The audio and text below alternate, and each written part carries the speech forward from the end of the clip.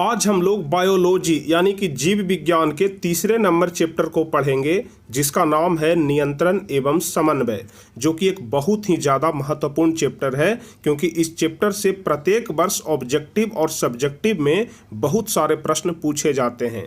यदि आप लोग क्वेश्चन बैंक उठा करके देखेंगे तो वहाँ पर प्रत्येक वर्ष इस चैप्टर से कुछ न कुछ प्रश्न पूछे ही जाते हैं। इसलिए आप लोगों के लिए यह वाला चैप्टर बहुत ही ज़्यादा महत्वपूर्ण है। इसलिए आप लोग इस पूरे चैप्टर को बहुत ही अच्छे तरीके से समझिएगा, कंसंट्रेट होकर के समझिएगा, ताकि एक भी प्रश्न का उत्तर आपसे परीक्षा में ना छूटे। और हम भी कोशिश करेंगे कि आपको बहुत ही बारीकी तरह से समझाएं, ताकि एक एक बात आपको अच्छे तरीके से समझ में आ जाए। लेकिन इसके पहले हम आपको बता दें कि यदि आप लोग इसके पहले वाला 2 चैप्टर नहीं देखे हैं, जिसमें जैव प्रक्रम और श्वसन है, तो आप लोग पिछला 2 चैप्टर भी जरूर देख लीजिएगा, क्योंकि वह भी दोनों चैप्टर आप लोगों के लिए बहुत ही ज़्यादा महत्वपूर्ण है। तो चलिए आज हम लोग पढ़ेंगे तीसरा नंबर चैप्टर, जिसका नाम है नियंत्रण एवं समन्वय। तो चलिए बिना समय गवाए हम लोग शुरू करते हैं। लेकिन उसके पहले यदि आप लोग चैनल पर नए हैं तो चैनल को जरूर सब्सक्राइब कर लीजिएगा, ताकि आगे के भी हर एक वीडियो का नोटिफिकेशन आपको सबसे पहले मिल सके। तो चलिए, चूंकि इस चैप्टर का नाम है नियंत्रण एवं समन्वय, तो सबसे पहले हम लोग जानेंगे कि नियंत्रण क्या होता है और सबसे पहले जानेंगे कि समन्वय क्या होता है। तो चलिए बारी बारी से हम लोग नियंत्रण और समन्वय के बारे में पढ़ेंगे। तो सबसे पहले हम लोग जानेंगे कि आखिर नियंत्रण क्या होता है। तो जैसा कि नाम से ही आपको पता लग रहा होगा कि नियंत्रण कहने का तो मतलब होता है कि नियंत्रित करना, यानी कि किसी चीज को कंट्रोल करना। तो आप लोग जानते होंगे कि हमारे शरीर का हर एक अंग जो है वह दिमाग के कंट्रोल में होता है, यानी कि जब हमारे शरीर के किसी भी अंग को दिमाग कोई आदेश देता है तभी वह काम होता है। जैसे अभी हम बोल रहे हैं, इसका मतलब कि हमारा दिमाग हमारे मुंह को यह संकेत दे रहा है कि हाँ तुम बोलो। जैसे हम हाथ चला रहे हैं तो हमारा दिमाग हमारे हाथ को यह संकेत दे रहा है कि हाँ तुम्हारा हाथ अब ऐसे चलेगा। मतलब जिस प्रकार से हम लोग बोल रहे हैं उस प्रकार से हाथ भी चला रहे हैं, यानी कि जो कुछ भी हलचल हो रहा है हमारे शरीर के अंदर, सब के सब दिमाग के कंट्रोल से ही हो रहा है। यानी इसी को क्या बोलते हैं? नियंत्रण बोलते हैं। यानी कि हमारे शरीर के हर एक अंग पर किसका नियंत्रण है? तो दिमाग का नियंत्रण है। तो बस यही चीज को समझना है कि हमारे शरीर के विभिन्न अंगों को अच्छे तरीके से काम करने के लिए दिमाग या मस्तिष्क के द्वारा जो निर्देश दिया जाता है, इसे ही हम लोग नियंत्रण कहते हैं। अब आप लोग सोच रहे होंगे कि तब तो नियंत्रण का क्रिया सिर्फ मानवों में होता होगा, लेकिन आप लोग बिल्कुल गलत सोच रहे हैं। नियंत्रण का क्रिया सिर्फ मानवों में नहीं होता है, बल्कि पेड़ पौधों में भी होता है। अब आप लोग सोच रहे होंगे कि मानवों में तो सही है, लेकिन पेड़ पौधों में नियंत्रण की क्रिया कैसे होता है? तो आप लोग बिल्कुल चिंता ना करें, आगे हम आपको पूरे विस्तार से बताएंगे कि आखिर पेड़ पौधों में नियंत्रण की क्रिया कैसे होती है। तो उम्मीद करते हैं कि नियंत्रण कहने का मतलब तो आप लोग समझ गए होंगे कि विभिन्न अंगों को अच्छे तरीके से काम करने के लिए दिमाग का जो निर्देश होता है उसे ही हम लोग क्या बोलते हैं? नियंत्रण बोलते हैं। अब चलिए आपको समझाते हैं कि समन्वय मतलब क्या होता है। तो आप लोग ध्यान रखिएगा कि समन्वय का अर्थ होता है तालमेल। समन्वय का क्या अर्थ होता है? तालमेल होता है। यानी हमारे शरीर के विभिन्न अंगों के बीच जो तालमेल होता है उसे ही हम लोग समन्वय कहते हैं। आप लोग को अच्छे तरीके से समझ में नहीं आया होगा। चलिए एक उदाहरण के माध्यम से हम आपको समझाते हैं, तो आपको बहुत ही अच्छे तरीके से समझ में आ जाएगा। जैसे अभी आप हमारा क्लास देख रहे हैं, अभी आप वीडियो देख रहे हैं, अभी आप लोगों को दिमाग में जो हलचल हो रहा है वह सिर्फ और सिर्फ यही हो रहा है कि जो हमको समझाया जा रहा है उसको समझना है। और आपका आंख यहाँ पर देख रहा है, आपका कान सुन रहा है, और यदि आप लोग कॉपी पर लिख रहे होंगे तो आपका हाथ भी वहाँ पर काम कर रहा होगा। यानी कि जो हमारा दिमाग हो गया, जो हमारा कान हो गया, और जो आंख हो गया, और जो हाथ हो गया, सभी में तालमेल है। यानी कि जो चीज़ हमारा आंख देख रहा है, कान उसी चीज को सुन रहा है, और जो चीज कान सुन रहा है वह दिमाग को भेज रहा है, और दिमाग हमारे हाथों को आदेश दे रहा है कि जो चीज हम सुन रहे हैं उसको जल्दी से लिखो। तो आप लोग उसी तरह से लिख रहे हैं। यानी कि हाथ, आंख, कान और दिमाग के बीच जो तालमेल बन गया, इसी को हम लोग क्या बोलते हैं? समन्वय बोलते हैं। बस इसी चीज को समन्वय बोलते हैं। आप लोग ध्यान रखिएगा। जैसे मान लिया जाए कि आप कोई काम कर रहे हैं, तो पहले आप उसको देखेंगे, उसके बाद हाथ बढ़ाएंगे काम करने के लिए, तो वह जल्दी से संकेत किसको भेज दिया? दिमाग को भेज दिया, और दिमाग हाथ को आदेश दे दिया कि तुम जल्दी से यह काम कर लो। यानी कि हमारे दिमाग, हमारे आंख और हमारे हाथों के बीच एक तालमेल है। इसी को हम लोग क्या बोलते हैं? समन्वय बोलते हैं। बोलते हैं। जैसे देखिए, आप लोग कुछ भी बोलते होंगे तो हाथ के तरफ से इशारा भी करते हैं। जैसे हम लोग बोल रहे हैं कि उधर जाओ, तो हाथ से भी हम लोग इशारा कर देते हैं और बोल भी देते हैं। यानी कि मुंह और हाथ के बीच में क्या है, समन्वय है। यानी कि मुंह और हाथ के बीच में क्या है, एक तालमेल है। इसी को हम लोग समन्वय बोलते हैं। तो उम्मीद करते हैं कि आप लोग नियंत्रण का मतलब भी समझ गए होंगे और समन्वय का मतलब भी समझ गए होंगे। तो बस उम्मीद करते हैं कि आप लोग नियंत्रण और समन्वय समझ गए। अब चलिए हम आपको आगे समझाते हैं कि आखिर यह नियंत्रण और समन्वय कैसे होता है। तो बस आप लोग ध्यान से समझिएगा, आपको एक एक चीज़ अच्छे तरीके से समझ में आ जाएगा। तो आप लोग ध्यान रखिएगा कि यह जो नियंत्रण है और यह जो समन्वय है, यह दो चीज़ों से होता है, जिसमें पहला है कि यह रसायन के द्वारा होता है और दूसरा है कि यह तंत्रिका तंत्र के द्वारा होता है। तो अब हम आपको बारी बारी से समझाते हैं कि रसायन के द्वारा नियंत्रण और समन्वय कैसे होता है और तंत्रिका तंत्र के द्वारा नियंत्रण और समन्वय कैसे होता है। तो हार्मोन के बारे में तो आप लोग जरूर सुने होंगे। तो यह जो रसायन के द्वारा होता है, तो रसायन कहने का मतलब हार्मोन हो गया। तो आप लोग हार्मोन के बारे में जानते होंगे। जैसे आप लोग कभी न कभी बोलते होंगे कि तुम में हार्मोन का कमी है। जैसे मान लिया जाए कि किसी व्यक्ति का उम्र ज़्यादा हो रहा है और उसको अभी तक दाढ़ी या फिर मूंछ नहीं आया है, तो आप लोग बोलते होंगे कि तुम में हार्मोन की कमी है। जैसे हम दूसरे उदाहरण के माध्यम से समझे तो कोई व्यक्ति कम ही उम्र में बहुत ज़्यादा लंबा हो जाता है और कोई व्यक्ति का उम्र ज़्यादा हो जाता है फिर भी वह नाटा रह जाता है, यानी कि ज़्यादा लंबा नहीं हो पाता है। तो यह सब कुछ जो होता है यह हार्मोन के वजह से ही होता है। तो आप लोग बोलते होंगे कि तुम में हार्मोन का ज़्यादा कमी है इसलिए तुम नाटा रह गया, और किसी को बोलते होंगे कि तुम में ज़्यादा हार्मोन है इसलिए तुम ज़्यादा लंबा हो गया। तो जो हार्मोन का मुख्य कार्य होता है यह दाढ़ी बढ़ाना होता है, लंबाई को बढ़ाना होता है, यानी कि यहाँ से नियंत्रण हो रहा है, यानी हार्मोन के माध्यम से नियंत्रण हो रहा है। और तंत्रिका तंत्र के द्वारा कैसे होता है, इसको आप लोग अब ध्यान से समझिए। जैसे मान लिया जाए कि हमारे शरीर पर कोई भी एक कीड़ा बैठा हुआ है, ठीक है, हमारे शरीर पर कोई भी एक कीड़ा बैठा हुआ है। तो जैसे ही हमारे शरीर पर कोई कीड़ा बैठा तो हमारा दिमाग आंख को यह आदेश देता है कि जल्दी से तुम उसका पिक्चर लेकर के भेजो, जल्दी से तुम फोटो लेकर के भेजो कि हाथ पर क्या बैठा हुआ है। तो आंख क्या करता है, जल्दी से उस चीज को एक फोटो खींचता है, यानी जिस प्रकार से मोबाइल में फोटो खींचाता है उस प्रकार से आप लोग मत सोच लीजिएगा। और यह जितना भी काम होता है बहुत ज्यादा फास्ट होता है। तो जल्दी से हमारा जो आंख है वह उस कीड़ा को देखता है और उस कीड़ा को जल्दी से देखने के बाद दिमाग को भेजता है संदेश कि यहाँ पर हाथ पर इस प्रकार का कोई चीज बैठा हुआ है, और दिमाग उस चीज को पहचानता है कि अच्छा यह तो कीड़ा है, और उसके बाद हमारा जो दूसरा हाथ है उसको आदेश दे देता है कि जल्दी से तुम इस कीड़ा को हटाओ यहाँ से। यानी कि जो कुछ भी इतना जल्दी जल्दी हो रहा है। तो अब आप लोग सोच रहे होंगे कि हमारा आंख दिमाग तक संदेश कैसे भेजता है, हमारा दिमाग जो है वह हाथ को कैसे संदेश भेजता है कि तुम जल्दी से कीड़ा को हटाओ। तो यह सब कुछ होता है तंत्रिका तंत्र के माध्यम से। यानी कि जब हमारा आंख देखता है उस कीड़ा को तो तंत्रिका तंत्र के द्वारा समझिए कि वह दिमाग को एक संदेश भेजता है। आप तंत्रिका तंत्र को एक तार के माध्यम से आप लोग देख सकते हैं। जिस प्रकार से बिजली का तार होता है उसी प्रकार से समझिए कि हमारे शरीर में तंत्रिका तंत्र होता है, जो कोई भी कार्य को या फिर कोई भी संवहन को, कोई भी संवेदना को यहाँ से वहाँ तक पहुँचाने का काम करता है। यानी कि हमारे पूरे शरीर के किसी भी अंग से दिमाग तक पहुँचाने का काम करता है, और फिर दिमाग जो ऑर्डर देता है वह तंत्रिका तंत्र के माध्यम से ही हमारे पूरे शरीर के एक एक अंग तक पहुंचता है। तो तंत्रिका तंत्र के बारे में भी आप लोग समझ गए होंगे कि इसका कार्य क्या होता है, संवेदना को हमारे दिमाग तक पहुंचाना। यानी कि हमारे शरीर में, हमारे शरीर पर किसी प्रकार का कोई भी हलचल होता है तो संवेदना को तुरंत दिमाग तक पहुंचाता है, और दिमाग का जो ऑर्डर होता है वह तुरंत अंगों पर लेकर के आता है। कौन? तो तंत्रिका तंत्र ही लेकर के आता है। तो उम्मीद करते हैं कि हार्मोन और तंत्रिका तंत्र कहने का मतलब आप लोग समझ गए होंगे। अब अलग से भी लघु उत्तरीय में प्रश्न पूछा जाता है कि हार्मोन क्या है। आप लोग जानते होंगे, कभी कभी आप लोग देखिएगा कि लघु उत्तरीय में 2 नंबर वाले प्रश्न में पूछ दिया जाता है कि हार्मोन क्या है।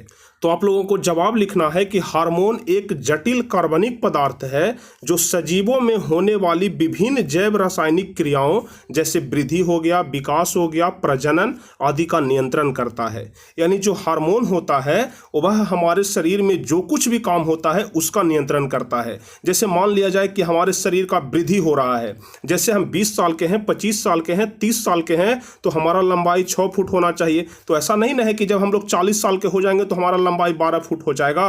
तो इस चीज पर नियंत्रण कौन करता है? तो हार्मोन करता है। हमारे शरीर का जो विकास होता है उस पर भी नियंत्रण हार्मोन करता है। जो हम लोग प्रजनन क्रिया करते हैं उस पर भी नियंत्रण कौन करता है? हार्मोन करता है। तो हार्मोन के बारे में आप लोग समझ गए होंगे।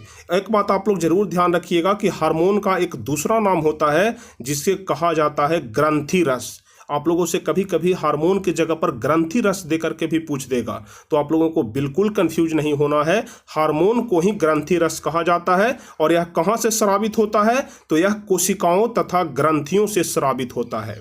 कभी कभी ऑब्जेक्टिव क्वेश्चन में पूछ देता है कि हार्मोन कहाँ से स्रावित होता है, तो ध्यान रखिएगा कि यह कोशिकाओं तथा ग्रंथियों से स्रावित होता है।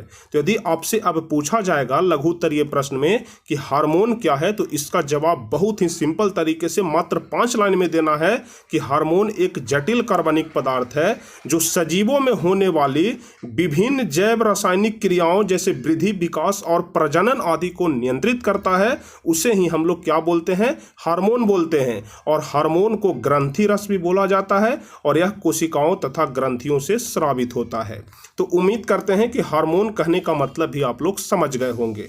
अब यदि हार्मोन कहने का मतलब समझ गए तो चलिए अगला हम आपको बताते हैं कि तंत्रिका तंत्र क्या है। क्योंकि हम आपको बताए थे कि नियंत्रण और समन्वय 2 चीजों से संपन्न होता है, 2 चीजों से पूरा होता है, हार्मोन और तंत्रिका तंत्र। तो हार्मोन के बारे में तो हम आपको बता दिए, अब हम आपको बताते हैं तंत्रिका तंत्र के बारे में। तो बस आप लोग ध्यान से समझिएगा कि तंत्रिका तंत्र क्या होता है। और यह वाला प्रश्न भी आपके परीक्षा के लिए काफ़ी ज़्यादा महत्वपूर्ण है, 2 नंबर वाले प्रश्न में पूछा जाता है। तो चलिए हम आपको बताते हैं तंत्रिका तंत्र के बारे में। ध्यान रखिएगा कि जिस तंत्र के द्वारा विभिन्न अंगों का नियंत्रण और अंगों और वातावरण में सामंजस्य स्थापित होता है उसे ही हम लोग क्या कहते हैं? तंत्रिका तंत्र कहते हैं। हमारे शरीर में होने वाले हर एक संवेदनाएं को हमारे दिमाग तक पहुंचाने का काम कौन करता है? तंत्रिका तंत्र करता है। और इसका उल्टा यानी कि हमारे दिमाग से शरीर के विभिन्न अंगों तक भी संवेदनाओं को पहुंचाने का काम कौन करता है? तो तंत्रिका तंत्र ही करता है। और यह काफी तीव्र गति से काम करता है, यानी कि जो संवेदनाएं होती है उसको बहुत तीव्र गति से पहुंचाने का काम करता है। कौन करता है? तो तंत्रिका तंत्र करता है। जैसे अभी आप पढ़ रहे हैं तो जैसे ही आप मोबाइल पर देख रहे हैं वह चीज तुरंत आपके दिमाग के पास चला जा रहा है और दिमाग तुरंत हाथ को ऑर्डर दे रहा है कि यह चीज पढ़ाया जा रहा है, जल्दी से इस चीज को लिखो। यानी कि यह काम कितना फास्ट हो रहा है। तो इसी चीज को कहा जा रहा है कि यह काफी तीव्र गति से काम करता है। जितना तीव्र गति से बिजली चलता है उतना से भी ज्यादा तीव्र गति से काम कौन करता है? हमारा तंत्रिका तंत्र करता है। तो उम्मीद करते हैं कि तंत्रिका तंत्र कहने का मतलब भी आप लोग समझ गए होंगे। सिर्फ और सिर्फ आप लोग एक काम ध्यान रखिएगा तंत्रिका तंत्र का कि यह संवेदनाओं को पहुंचाने और संवेदनाओं को लाने का काम करता है।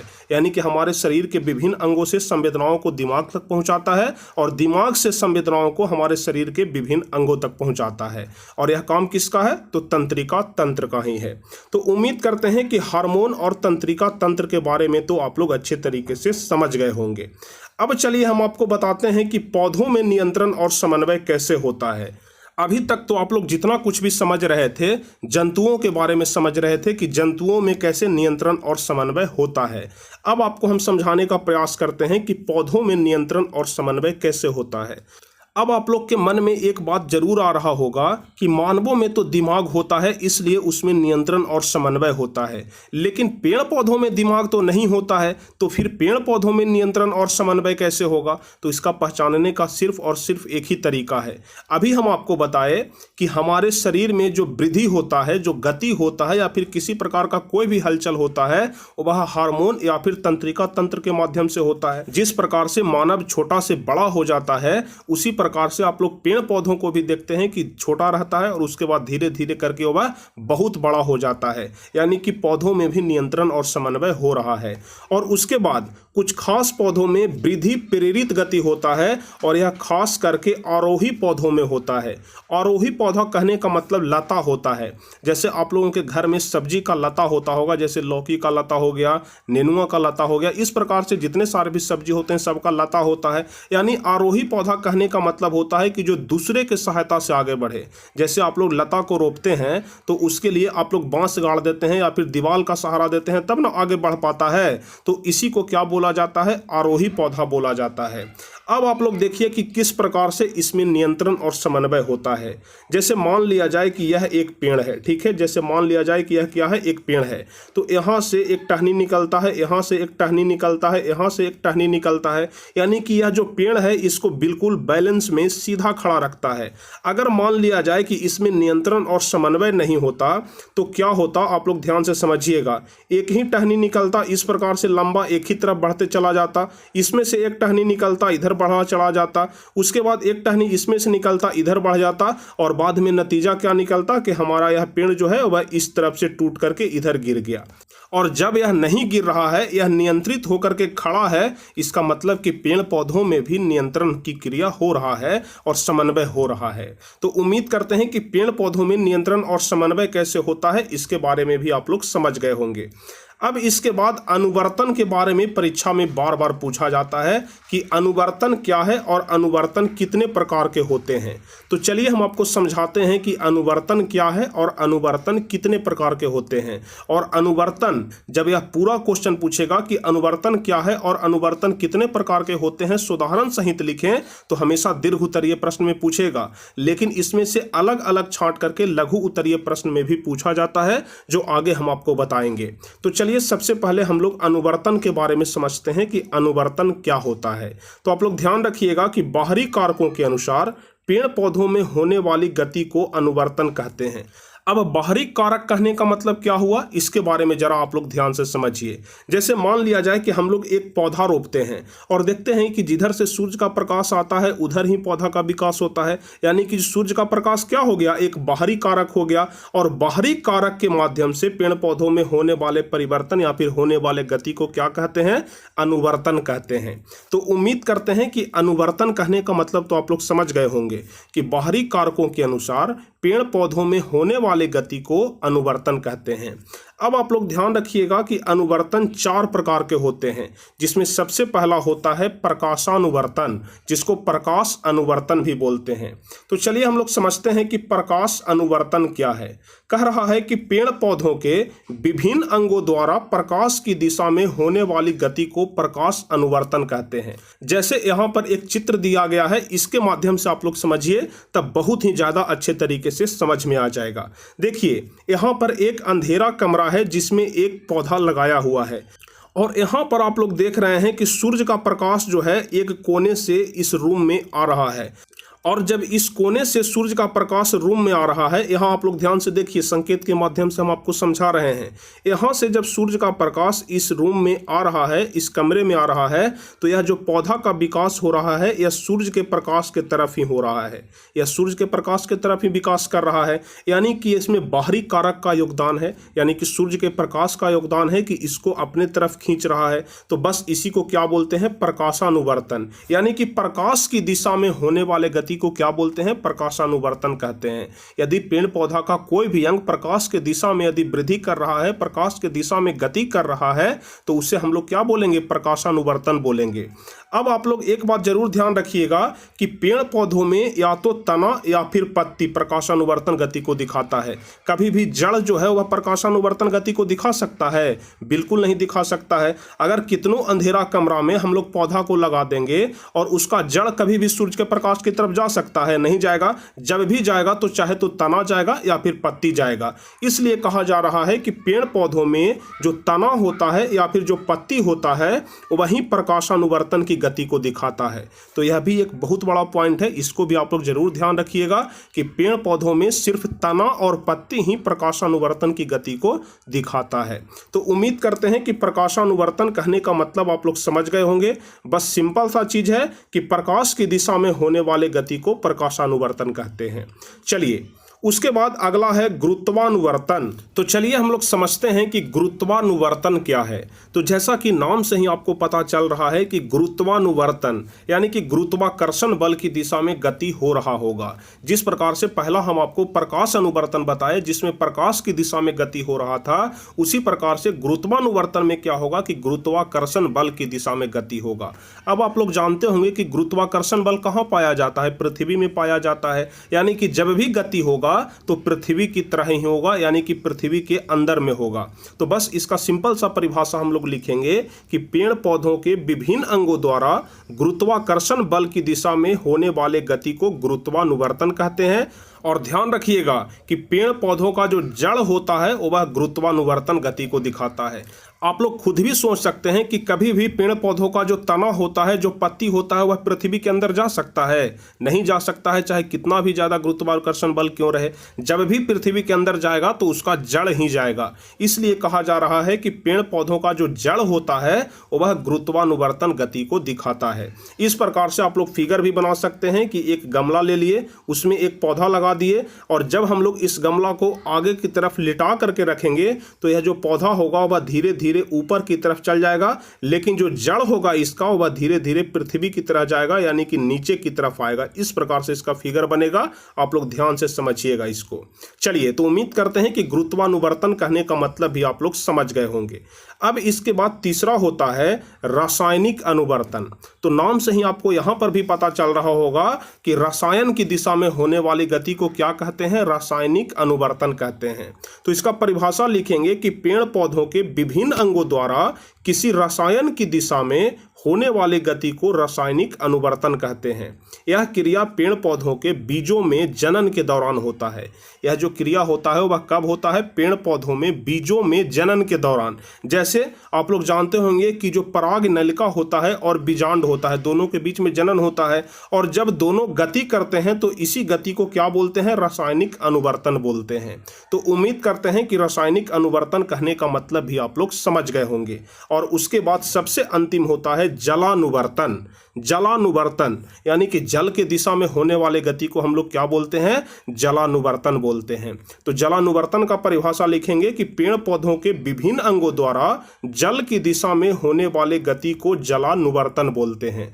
तो उम्मीद करते हैं कि आप लोग यहाँ पर एक एक चीज को अच्छे तरीके से समझ गए होंगे। सबसे पहला हम आपको क्या बताए थे कि अनुवर्तन क्या है? सबसे पहले हम आपको अनुवर्तन बताए, उसके बाद हम आपको बताए कि प्रकाशानुवर्तन क्या है, उसके बाद हम आपको बताए कि गुरुत्वानुवर्तन क्या है, उसके बाद हम आपको बताए कि रासायनिक अनुवर्तन क्या है, और उसके बाद हम आपको बताए कि जलानुवर्तन क्या है। तो यदि यह पूरा चीज पूछेगा तो समझिए कि हर हाल में दीर्घ उत्तरीय प्रश्न में पूछेगा। लेकिन अगर सिर्फ पूछेगा कि प्रकाशानुवर्तन क्या है, गुरुत्वानुवर्तन क्या है, तो यह 2 नंबर वाले प्रश्न यानी कि लघु उत्तरीय प्रश्न में पूछेगा। तो यहां तक तो कोई दिक्कत नहीं होगा, आप लोग भली भांति समझ गए होंगे। अब चलिए हम आपको बताते हैं कि पादप हार्मोन क्या है। पादप हार्मोन, मानवों में तो आप लोग जानते हैं कि मानवों में भी हार्मोन होता है जिससे व्यक्ति का लंबाई बढ़ता है या फिर लंबाई घटता है, मूंछ दाढ़ी आता है। लेकिन पौधों में भी हार्मोन होता है, और कितने प्रकार के हार्मोन होते हैं पौधों में यह भी हम आपको बताएंगे। और पौधों में जो हार्मोन पाया जाता है इससे संबंधित प्रत्येक वर्ष ऑब्जेक्टिव और सब्जेक्टिव में प्रश्न पूछे जाते हैं। ऑब्जेक्टिव में आप लोग जरूर देख लीजिएगा, वहां पर पौधों में जो हार्मोन पाए जाते हैं इससे संबंधित एक न एक प्रश्न जरूर रहेगा। तो चलिए सबसे पहले हम लोग पादप हार्मोन कहने का मतलब समझते हैं कि पादप हार्मोन क्या होता है। तो आप लोग ध्यान रखिएगा कि पेड़ पौधों में समन्वय कुछ रासायनिक हार्मोन के जरिए होता है जिसे पादप हार्मोन या फिर फाइटो हार्मोन कहते हैं। ध्यान रखिएगा, पादप हार्मोन का ही दूसरा नाम है फाइटो हार्मोन, या फिर इसका दूसरा परिभाषा भी हम लोग लिख सकते हैं कि पौधों के बीच जैविक क्रियाओं के समन्वय स्थापित करने में जिस रासायनिक पदार्थ का प्रयोग किया जाता है उसे पादप हार्मोन कहते हैं।